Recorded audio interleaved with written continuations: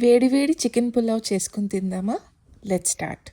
ఒక ప్రెషర్ కుక్కర్లో 2 table spoon గీ, 1 table spoon oil వేసుకుని హోల్ గరం మసాలా ఈ ప్లేట్లో చూపించినవన్నీ వేసుకుని ఫైన్లీ చాప్డ్ ఆనియన్, చిల్లీ వేసుకుని వేయించుకున్నాక ఒక పెద్ద tomato, 1 table spoon ginger garlic paste, tomato మగ్గిపోయాక సాల్ట్ తగినంత, 1/2 table spoon pepper, 1/2 table spoon garam masala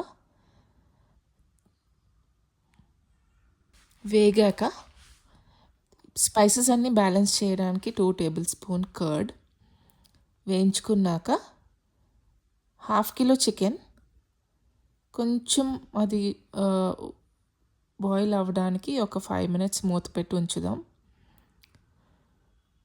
chicken ఉడికాక 1 కప్ ఆఫ్ రైస్, 1 కప్కి 2 కప్స్ ఆఫ్ వాటర్,